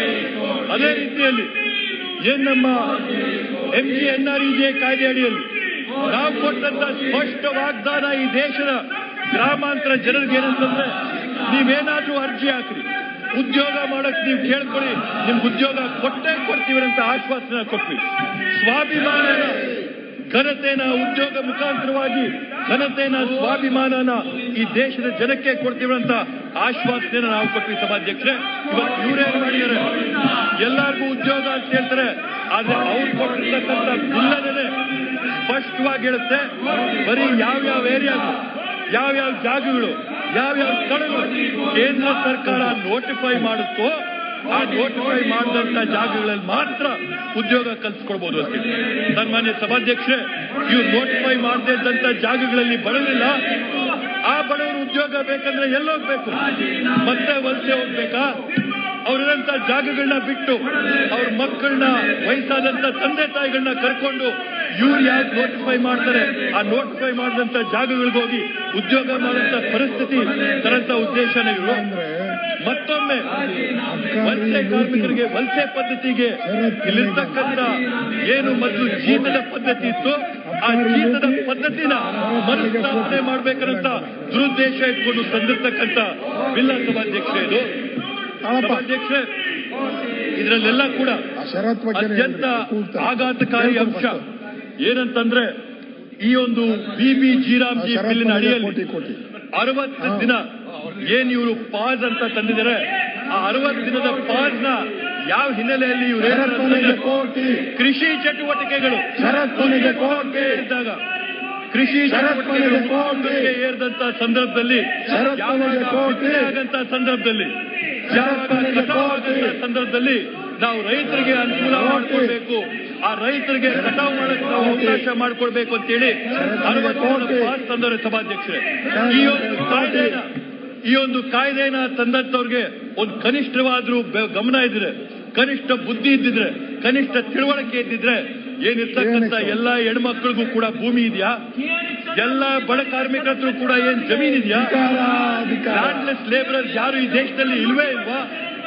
60 ದಿನ ಈ ಒಂದು ಬಿತ್ತನೆ ಮತ್ತೆ ಕಟಾವು ಕೃಷಿ ಚಟುವಟಿಕೆಗಳು ಉತ್ತುಂಗಕ್ಕೆ ಏರಿದಂತ ಸಂದರ್ಭದಲ್ಲಿ ಬಡವರ ಗತಿ ಏನಾಗಬೇಕಾಗಿದೆ, ಅವರೆಲ್ಲೋಗಿ ಉದ್ಯೋಗ ತಗೋಬೇಕಾಗಿದೆ. ಅದ್ರ ಬಗ್ಗೆ ಇವರೇನಾದ್ರೂ ಗಮನ ಹರಿಸಿದಾರ ಸಭಾಧ್ಯಕ್ಷರೇ? ಇವತ್ತು ಸಭಾಧ್ಯಕ್ಷರೇ, ಭೂಮಿಯ ಹಕ್ಕನ್ನ ಪ್ರತಿಯೊಬ್ಬರಿಗೂ ಕೊಟ್ಟಂತದ್ದು ಯಾವ್ದಾದ್ರು ಇದ್ರೆ, ಊಳಿಗ ಮಾನ್ಯ ವ್ಯವಸ್ಥೆ ಫ್ಯೂಡಲ್ ಸಿಸ್ಟಮ್ ಏನಿತ್ತು, ಆ ಫ್ಯೂಡಲ್ ಸಿಸ್ಟಮಿನ ತದ್ವಿರುದ್ಧವಾಗಿ ನಿಂತು ಭೂಮಿಯ ಹಂಚಿಕೆ ಮಾಡಿ ಉಳುವವನೇ ಒಡೆಯ ಅಂತ ಮಾಡಿದಂತವ್ರು ಯಾರಾದ್ರೂ ಇದ್ರೆ ಅದ್ ನಮ್ ಕಾಂಗ್ರೆಸ್ ಸರ್ಕಾರ ಅಂತೇಳಿ ಹೆಮ್ಮೆಯಿಂದ ಸಂದರ್ಭದಲ್ಲಿ ಹೇಳ್ಕೊತೀನಿ ಸಭಾಧ್ಯಕ್ಷರೇ. ಎಲ್ಲ ಬಡವರಿಗೂ ಕೂಡ ಭೂಮಿನ ಕೊಟ್ಟಂತವ್ರು ನಮ್ಮ ಕಾಂಗ್ರೆಸ್ ಸರ್ಕಾರ. ಸನ್ಮಾನ್ಯ ಸಭಾಧ್ಯಕ್ಷರೇ, ಇವತ್ತು ಏನು ಇವರು ಆ 60 ಡೇ ಪಾಸ್ ಮಾಡಿದ್ರು ಅಂತೇಳಿ, ಆ 60 ದಿನ ಪಾಸ್ ಇಂದ ಯಾವ ರೀತಿಯಾದಂತ ಅನ್ಯಾಯಗಳು, ಅನುಕೂಲಗಳು, ಅನಾನುಕೂಲಗಳು ಇವತ್ತು ರೈತರಿಗಾಗುತ್ತೆ ಅಂತ ಹೇಳಿದ್ರೆ, ಮೊದಲು ಸಭಾಧ್ಯಕ್ಷ ಯಾರಾದ್ರೂ ಬಡವ, ನಿರ್ಗತಿಕ, ಭೂಮಿ ಇಲ್ಲದೆ ಇದ್ದವ, ಹೆಣ್ಮಗಳು, ದಲಿತ ಯಾವ್ದಾದ್ರೂ ಭೂಮಿ ಇದ್ದವ್ರ ಹತ್ರ ಕಟಾವು ಮಾಡಕ್ಕೆ, ಅವ್ರು ಕೃಷಿ ಮಾಡಕ್ಕೆ, ಆ ಹೊಲಗಳಿಗೆ ಕೋಟಿಗಳು ಹೋದಂತ ಸಂದರ್ಭದಲ್ಲಿ ಅವ್ರೇನಾದ್ರೂ ನನಗೆ ಕಡಿಮೆ ಆದಾಯ, ಕಡಿಮೆ ಕೂಲಿ ಕೊಡ್ತೀನಿ ಅಂದ್ರೆ ಆ ಒಬ್ಬ ಕಾರ್ಮಿಕನಿಗೆ ಹಕ್ಕಿತ್ತು. ಇಲ್ಲ, ನರೇಗಾ ನನಗೆ ಕನಿಷ್ಠ ಇಷ್ಟು ಆದಾಯ ಕೊಡುತ್ತೆ, ಇಷ್ಟು ಆದಾಯ ಕೊಟ್ಟರೆ ನಿನ್ ತೋಟ ಅಲ್ಲಿ, ನಿನ್ ಹೊಲ ಅಲ್ಲಿ ನೀನ್ ಮಾಡಿದಂತ ಬಿತ್ತನೆಗೆ ನಾನು ಬಂದು ಕೆಲಸ ಮಾಡ್ತೀನಿ, ಆ ಒಂದು ಕನಿಷ್ಠ ದರ ಕೊಟ್ಟಿಲ್ಲ ಅಂತಂದ್ರೆ ನಾನು ಬರಲಾನಂತ ಹೇಳಂತ ಒಂದು ಹಕ್ಕಿವತ್ತು ಕೂಲಿ ಕಾರ್ಮಿಕರಿಗಿತ್ತು, ಕೃಷಿ ಚಟುವಟಿಕೆ ಮಾಡ್ಕೊಳ್ಳೋಕಿತ್ತು ಸಭಾಧ್ಯಕ್ಷರೇ. ಆದ್ರೆ ಇವತ್ತು ಈ 60 ದಿನ ಪಾಸ್ ಮಾಡಿರೋದ್ರಿಂದ ಇವತ್ತು ಬಡವರೇನಿದ್ದಾರೆ, ಸಮಾಜದಲ್ಲಿ ತುಳಿತಕ್ಕೆ ಇರ್ತಕ್ಕಂಥವ್ರು ಏನಿದ್ದಾರೆ, ಅವರಿವತ್ತು ಎಲ್ಲೋಗಿ ಕೆಲಸ ಮಾಡಬೇಕಾಗಿದೆ ಸಭಾಧ್ಯಕ್ಷರೇ. ಇವರ ಮನಸ್ಥಿತಿ, ಫ್ಯೂಡಲ್ ಮೈಂಡ್ ಸೆಟ್ ಏನಿದೆ, ಮತ್ತೊಮ್ಮೆ ಭೂಮಾಲೀಕರ ಹತ್ರ ಬಡವರೋಗಿ, ಮತ್ತೆ ಭೂಮಾಲೀಕರ ಹತ್ರ ದಲಿತರೋಗಿ, ಮತ್ತೆ ಭೂಮಾಲೀಕರ ಹತ್ರ ಹಿಂದುಳಿದವರು ಹೋಗಿ ಕೆಲಸಕ್ಕೆ ಬೇಡಬೇಕು, ಉದ್ಯೋಗಕ್ಕೆ ಬೇಡಬೇಕು, ಕೊಟ್ಟಂತ ದರಕ್ಕೆ, ಕೊಟ್ಟಂತ ಕಾಸ್ಗೆ ಕೆಲಸ ಮಾಡಬೇಕು ಅನ್ನೋಂತ ಮನಸ್ಥಿತಿನ ಎತ್ತೋರಿಸುತ್ತೆ ಸಭಾಧ್ಯಕ್ಷರೇ. ಅತ್ಯಂತ ಖಂಡನೀಯವಾದಂತ ಅಂಶ ಈ 60 ಡೇ ಪಾಸ್ ಏನಿದೆ, ಈ 60 ಡೇ ಪಾಸ್ ಈ ಅತ್ಯಂತ ಖಂಡನೀಯವಾದಂತ ಒಂದು ವಿಷಯ ಸಭಾಧ್ಯಕ್ಷರೇ. ರೈತರ ಪರವಾಗಿ ನಿಮ್ಗೆ ಇಷ್ಟು ಕಾಳಜಿ ಇದ್ರೆ ಯಾಕ್ರಿ ರೈತ ವಿರೋಧ ಕಾಯ್ದೆಗಳನ್ನ ಮಾಡಿದ್ರಿ?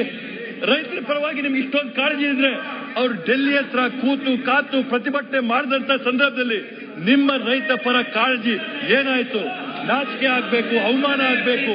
ನೀವಿವತ್ತು ಭೂ ಮಾಲೀಕರಿಗೆ ಅನುಕೂಲ ಮಾಡ್ಕೊಳ್ಬೇಕು ಅಂತೇಳಿ, ಬಂಡವಾಳ ಶಾಹಿಗಳಿಗೆ ಅನುಕೂಲ ಮಾಡ್ಕೊಳ್ಬೇಕು ಅಂತೇಳಿ, ಅವ್ರ ಹತ್ರ ತುಳಿತ ವರ್ಗದವರು ಹೋಗ್ಬೇಕು ಅಂತೇಳಿ ಈ ಕಾಯ್ದೆ ತಂದು 60 ದಿನ ಪಾಸ್ ಕೊಟ್ಟು ಈ ರೀತಿಯಾದಂತಹ ವ್ಯವಸ್ಥೆನ ಸೃಷ್ಟಿ ಮಾಡಿ ನೀವು ಇವತ್ತು BBG ರಾಮ್ಜಿ ವಿಕಸಿತ ಭಾರತವಾಗಿದೆ ಅಂತ ಹೇಳ್ತೀರಲ್ಲ, ನಿಮ್ಗೆ ಅವಮಾನ, ನಾಚಿಕೆ ಆಗ್ಬೇಕು ಅಂತೇಳಿ ಸನ್ಮಾನ್ಯ ಸಭಾಧ್ಯಕ್ಷರೇ ಈ ಒಂದು ಸಂದರ್ಭದಲ್ಲಿ ನಾನು ಹೇಳಕ್ ಬಯಸ್ತೀನಿ.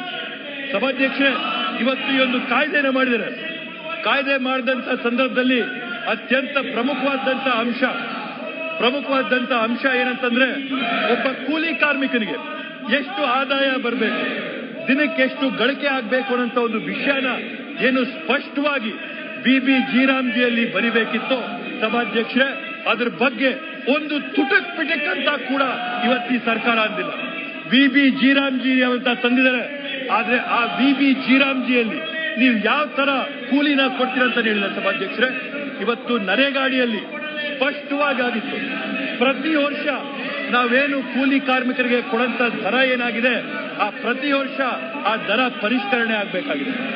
ದೇಶದಲ್ಲಿ ಹಣದೊಬ್ಬರ ಏನಾಗುತ್ತೆ, ಆ ಹಣದೊಬ್ಬರದ ಅನುಗುಣವಾಗಿ ಅವರ ಗಳಿಕೆನ ನಾವು ಜಾಸ್ತಿ ಮಾಡಬೇಕು ಅಂತೇಳಿ ನಮ್ಮ MGNREGA ಕಾಯ್ದೆ ಅಡಿಯಲ್ಲಿ ಸ್ಪಷ್ಟವಾಗಿ ನಾವು ಬರೆದಿದ್ದೀವಿ ಸಭಾಧ್ಯಕ್ಷರೇ. ಅದ್ರ ಬಗ್ಗೆ ಇವತ್ತು ಕೇಂದ್ರ ಸರ್ಕಾರ ಮಂಡನೆ ಮಾಡಿರ್ತಕ್ಕಂಥ BBG ರಾಮ್ಜಿ ಬಿಲ್ಲು ತುಟಕ್ ಪಿಟಕ್ ಅಂತ ಕೂಡ ಅಂದಿಲ್ಲ ಸಭಾಧ್ಯಕ್ಷರೇ. ತನ್ನ ಜವಾಬ್ದಾರಿ ಏನಿದೆ, ಉದ್ಯೋಗ ಕೊಟ್ಟು ಘನತೆ ಕೊಡಂತ ಜವಾಬ್ದಾರಿ ಏನ್ ಸರ್ಕಾರದಿದೆ, ಕೇಂದ್ರ ಸರ್ಕಾರದಿದೆ, ಸಂಪೂರ್ಣವಾಗಿ ಕೈ ಚೆಲ್ಲಿ ಇವತ್ತು ತನ್ನ ಜವಾಬ್ದಾರಿನ ಕಳ್ಕೊಳ್ಳುವಂತ ಕೆಲಸನ ಈ ಕೇಂದ್ರ ಸರ್ಕಾರ ತನ್ನ ಈಗ ತಂದಿರತಕ್ಕಂಥ ಕಾಯ್ದೆಯ ಮುಖಾಂತರವಾಗಿ ಮಾಡಿದೆ ಸಭಾಧ್ಯಕ್ಷರೇ. ಇವತ್ತು ಇವರು ಹೊಸದಾಗಿ ಹೇಳ್ತಾ ಇದ್ದಾರೆ, BBG ರಾಮ್ಜಿ ಬಿಲ್ನಿಂದ ನಾವು 125 ದಿನ ಉದ್ಯೋಗಗಳನ್ನ ಬಡವರಿಗೆ ಒದಗಿಸ್ಕೊಡ್ತೀವಿ ಅಂತ ಹೇಳಿ, ಆ 125 ದಿನ ಬಡವರಿಗೆ ಉದ್ಯೋಗ ಒದಗಿಸ್ಕೊಡಂತ ಒಂದು ನಿಟ್ಟಿನಲ್ಲಿ ಇವರೇನಂತ ಹೇಳ್ತಾರೆ ಸಭಾಧ್ಯಕ್ಷರೇ, ನಾವು 1.51 ಲಕ್ಷ ಕೋಟಿ ರೂಪಾಯಿಗಳನ್ನ ನರೇಗಾಗಿರ್ತೀವಿ ಅಂತ ಹೇಳಿ.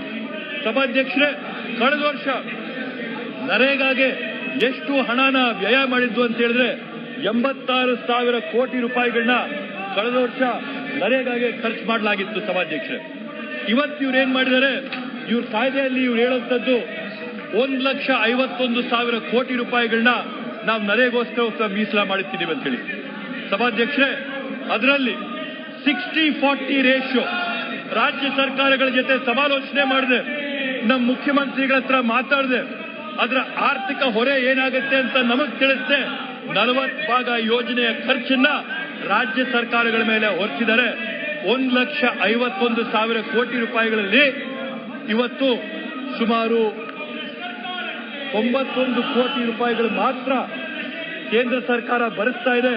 60,000 ಕೋಟಿ ಹೊರೆನ ಇವತ್ತು ರಾಜ್ಯ ಸರ್ಕಾರಗಳು ತುಂಬಬೇಕಾಗ್ತಾ ಇದೆ. ಸಭಾಧ್ಯಕ್ಷರೇ, 125 ದಿನ ಅಂತ ಇವ್ರೇನ್ ಹೇಳ್ತಾರೆ, ಆ 125 ದಿನದಲ್ಲಿ ಸುಮಾರು 70 ದಿನ ಮಾತ್ರ ಇವ್ರದ್ದು, ಮಿಕ್ಕಿದ 55 ದಿನ ರಾಜ್ಯ ಸರ್ಕಾರಗಳು. ಸಭಾಧ್ಯಕ್ಷರೇ, ಇದು ಯಾವ ರೀತಿಯಾದಂತ ನ್ಯಾಯ? ಹಿಂದೆ ಇದ್ದಂತ MGNREGA ಬಿಲ್ ಅಲ್ಲಿ ನಾವು ಜನಕ್ಕೆ ಏನ್ ಕೊಡ್ತಾ ಇದ್ವಿ ಕೂಲಿ, 100ಕ್ಕೆ 100 ಕೂಲಿನ ಕೇಂದ್ರ ಸರ್ಕಾರನೇ ಕೊಡ್ತಾ ಇತ್ತು. ಸಭಾಧ್ಯಕ್ಷರೇ, ಇವತ್ತು ರಾಜ್ಯ ಸರ್ಕಾರ ಕೊಡ್ತದೆ. ಅದನ್ನು ಕೂಡ ನಾವು ಒಪ್ಕೊಂಡ್ರೆ ಇವ್ರು ತಂದಿರ್ತಕ್ಕಂಥ ಕಾಯ್ದೆ ಅಡಿಯಲ್ಲಿ ಏನು 1,51,000 ಕೋಟಿ ರೂಪಾಯಿಗಳನ್ನ ನಾವಿವತ್ತು ನರೇಗಾಗಿ ಇಟ್ಟಿದೀವಿ ಅಂತ ಹೇಳ್ತಾರೆ. ಸಭಾಧ್ಯಕ್ಷರೇ, ಅದು ಯಾರಿಗೆ ಸಾಕಾಗುತ್ತೆ? 125 ದಿನ ಉದ್ಯೋಗ ಕೊಡಿಸಿದ್ರೆ ನಿಮ್ಮ ಹತ್ರ ಕಾಸೆಲ್ಲಿದೆ? ಸಭಾಧ್ಯಕ್ಷರೇ, ಒಂದು ಅಂಕಿಅಂಶನ ಈ ಸಂದರ್ಭದಲ್ಲಿ ನಾನು ತಮ್ಮ ಗಮನಕ್ಕೆ ತರಕ್ಕೆ ಬಯಸ್ತೇನೆ. ಸಭಾಧ್ಯಕ್ಷರೇ, ದೇಶಾದ್ಯಂತ ಇವತ್ತು ನಾವು ಕೊಟ್ಟಿರ್ತಕ್ಕಂಥ ಉದ್ಯೋಗ ಚೀಟಿಗಳೆಷ್ಟಂತಂದ್ರೆ, ಜಾಬ್ ಕಾರ್ಡ್ಸ್ ನಾವು ಎಷ್ಟು ಕೊಟ್ಟಿದೀವಿ ಅಂತಂದ್ರೆ 15,57,000 ಜಾಬ್ ಕಾರ್ಡ್ಗಳನ್ನ ಇವತ್ತು 57 ಲಕ್ಷ ಜಾಬ್ ಕಾರ್ಡ್ಗಳನ್ನ ಇವತ್ತು ನಾವು ದೇಶಾದ್ಯಂತ ಕೊಟ್ಟಿದ್ದೀವಿ. ಸಕ್ರಿಯವಾಗಿರ್ತಕ್ಕಂಥ ಜಾಬ್ ಕಾರ್ಡ್ 8,65 ಲಕ್ಷ ಸಕ್ರಿಯವಾಗಿ ಜನ ಬಳಸ್ತಾ ಇರ್ತಕ್ಕಂಥ ಜಾಬ್ ಕಾರ್ಡ್ ಇವೆ. ಸಭಾಧ್ಯಕ್ಷರೇ, ಅದರಲ್ಲಿ ಉದ್ಯೋಗ ಪಡ್ಕೊಂಡಿರ್ತಕ್ಕಂಥವ್ರು, ಉದ್ಯೋಗದ ಅವಕಾಶ ತಗೊಂಡಿರ್ತಕ್ಕಂಥವ್ರು, ಸೌಲಭ್ಯ ತಗೊಂಡಿರ್ತಕ್ಕಂಥವ್ರು ಎಷ್ಟು ಜನ ಇದ್ದಾರೆ ಅಂತಂದ್ರೆ 5 ಲಕ್ಷ ಕುಟುಂಬಗಳು ಇವತ್ತು ಜಾಬ್ ಕಾರ್ಡ್ಗಳ ಮುಖಾಂತರ ಕೆಲಸ ಮಾಡ್ತಾ ಇವೆ. ಸಭಾಧ್ಯಕ್ಷರೇ, ಇವತ್ತು ಬರೀ ಆ 5 ಲಕ್ಷ ಕುಟುಂಬಗಳನ್ನ, 5 ಕೋಟಿ ಕುಟುಂಬಗಳನ್ನ ನಾವು ತಗೊಂಡ್ರೆ, ಆಕ್ಟಿವ್ ಜಾಬ್ ಕಾರ್ಡ್ಸ್ ಕೆಲಸ ಮಾಡ್ತಾ ಇರ್ತಕ್ಕಂಥ ಜಾಬ್ ಕಾರ್ಡ್ಸ್ ಇರ್ತಕ್ಕಂಥ 5 ಕೋಟಿ ಕುಟುಂಬಗಳನ್ನ ತಗೊಂಡ್ರೆ ಒಂದು ಯೂನಿಟ್ಗೆ 650 ರೂಪಾಯಿ ಅಂಗೆ, ಕೂಲಿಗೆ 370 ರೂಪಾಯಿ ಕರ್ನಾಟಕ ರಾಜ್ಯದಲ್ಲಿ, ಮೆಟೀರಿಯಲ್ಗೆ 280 ರೂಪಾಯಿ ಲೆಕ್ಕದಲ್ಲಿ ತಗೊಂಡು ಯೂನಿಟ್ಗೆ 650 ರೂಪಾಯಿ ಅಂತ ತಗೊಂಡ್ರೆ 50 ದಿನ ಉದ್ಯೋಗ ಕೊಡಕ್ಕೆ 5 ಕೋಟಿ ಮನೆಗಳೇನಿವೆ, 5 ಕೋಟಿ ಮನೆಗಳಿಗೆ 50 ದಿನ ನೀವು ಅಧಿಕಾರದ ಆಸೆಗಾಗಿ ಭ್ರಷ್ಟ ಕಾಂಗ್ರೆಸ್ ಸರ್ಕಾರಕ್ಕೆ ಸೇರಿದ ಭ್ರಷ್ಟ ಶಿವಲಿಂಗೇಗೌಡರಿಗೆ, ಅಧಿಕಾರದ ಆಸೆಗಾಗಿ ಭ್ರಷ್ಟ ಪಕ್ಷ ಸೇರಿದ ಭ್ರಷ್ಟ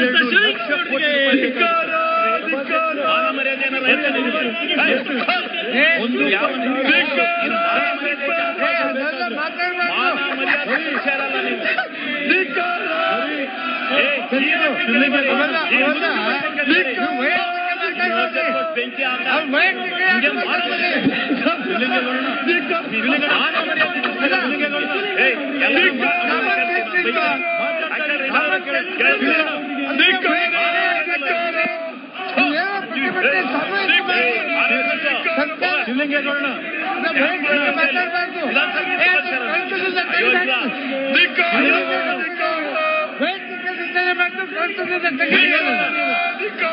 ನಿಮ್ಮಂತ ಅಯೋಗ್ಯರಿಲ್ಲ ಈ ದೇಶದಲ್ಲಿ. ಅಷ್ಟು ಜನಪ್ರತಿನಿಧಿಗಳಾಗಿ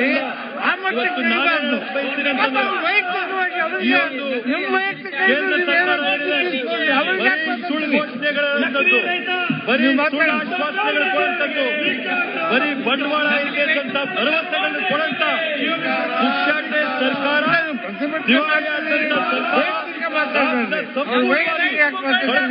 ಸರ್ಕಾರ ಯಾವ್ದಾದ್ರೆ ಕೇಂದ್ರದಲ್ಲಿರ್ತಕ್ಕಂಥ ಬಿಜೆಪಿ ಸರ್ಕಾರ ಅಂತ ಈ ಸಂದರ್ಭದಲ್ಲಿ ನಾನು ಹೇಳಕ್ ಬಯಸ್ತೇನೆ. ಸಭಾಧ್ಯಕ್ಷ, ಇನ್ನೂ ಅರ್ಧ ಗಂಟೆ ಇದೆ. ಆದ್ರಿಂದ ಸಭಾಧ್ಯಕ್ಷ, ಇವತ್ತು ನಮ್ಮ ಪರಿಸ್ಥಿತಿ ಬಗ್ಗೆ, ನಮ್ಮ ಆರ್ಥಿಕ ಸ್ಥಿತಿ ಬಗ್ಗೆ ಮಾತಾಡ್ತಾರಲ್ಲ ಇಲ್ಲಿ ವಿರೋಧ ಪಕ್ಷದಲ್ಲಿರೋಂಥವ್ರು, ಕೇಂದ್ರದಲ್ಲಿರ್ತಕ್ಕಂಥ ಬಿಜೆಪಿ ಸರ್ಕಾರದ ಆರ್ಥಿಕ ಪರಿಸ್ಥಿತಿ ಇವತ್ತೇನಾಗಿದೆ? ಇವತ್ತು ಒಂದು ಅಂಶ ಕೇಳಕ್ಕೆ ಬಯಸಿದೆ ಸಭಾಧ್ಯಕ್ಷರೇ. ಕೊಬ್ಬರಿ ಬೆಳೆಗಾರರಿಗೆ ಅನ್ಯಾಯ ಮಾಡಿದ ಭ್ರಷ್ಟ ಶಿವಲಿಂಗೇಗೌಡರಿಗೆ, ರೈತರಿಗೆ ಮೋಸ ಮಾಡಿದ ಶಿವಲಿಂಗೇಗೌಡರಿಗೆ, ರಾಜ್ಯ ಸರ್ಕಾರದ ಮೇಲೆ ಹೊರೆ ಸಿಗಂತದ್ದು ಎಷ್ಟು ಅಂತಂದ್ರೆ 10,000 ಕೋಟಿ ರೂಪಾಯಿ. ಸಭಾಧ್ಯಕ್ಷರೇ, ಕೊಬ್ಬರಿ ಬೆಳೆಗಾರರಿಗೆ ಅನ್ಯಾಯ ಮಾಡಿದ ಶಿವಲಿಂಗೇಗೌಡರಿಗೆ,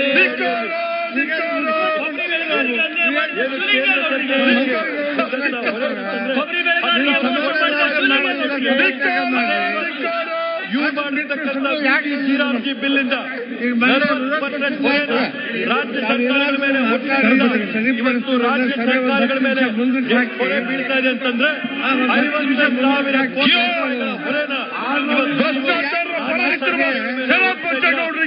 ಹೊತ್ತಾಗಿ 40,000 ಕೋಟಿ ರೂಪಾಯಿಗಳ 40,000 ಕೋಟಿ ರೂಪಾಯಿಗಳ ಹೊರೆನ ಇವತ್ತೇನ್ ನೀವು ರಾಜ್ಯ ಸರ್ಕಾರಗಳ ಮೇಲೆ ಹೊರ್ತಾ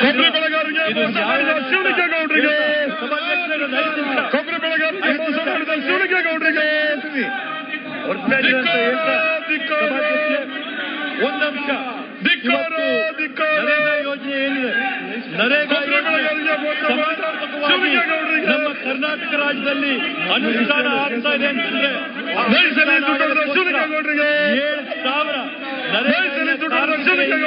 ನರೇಗಾ ಗುತ್ತಿಗೆ ಕಾರ್ಮಿಕರೇನಿದ್ರು ಇವತ್ತು ಪ್ರೋಗ್ರಾಮ್ ಮ್ಯಾನೇಜರ್, ಪ್ರಾಜೆಕ್ಟ್ ಇವರೆಲ್ಲರೂ ಕೂಡ ಇವತ್ತು ನರೇಗಾ ರಾಜ್ಯಾದ್ಯಂತ ಜಾರಿಗೆ ಬಂದಿತ್ತು. ಸಭಾಧ್ಯಕ್ಷರೇ ಆ ಒಂದು ಕುಟುಂಬಗಳಿಗೆ ಪಾಸ್ ಕೊಟ್ಟಂತ ಸಂದರ್ಭದಲ್ಲಿ 60 ದಿನ ಸಂದರ್ಭದಲ್ಲಿ ಸಭಾಧ್ಯಕ್ಷರೇ ಏನಾಗಬೇಕಾಗಿದೆ, ಆ 7,000 ಉದ್ಯೋಗಿಗಳು ಗುತ್ತಿಗೆ ಉದ್ಯೋಗ ಮಾಡಂತವ್ರು ಅವ್ರ ಮನೆಗಳಿಗೆ ಹೋಗ್ಬಿಟ್ಟು ಅವ್ರ ಕುಟುಂಬಗಳಿಗೆ ಹೊಟ್ಟೆ ಮೇಲೆ ತಣ್ಣೀರ್ ಬಟ್ಟೆ ಹಾಕೋಬೇಕು ಅಂತ ಹೇಳ್ಬೇಕಾ? ಊಟ ಬಿಟ್ಟು ನೀವೆಲ್ಲರೂ ಕೂಡ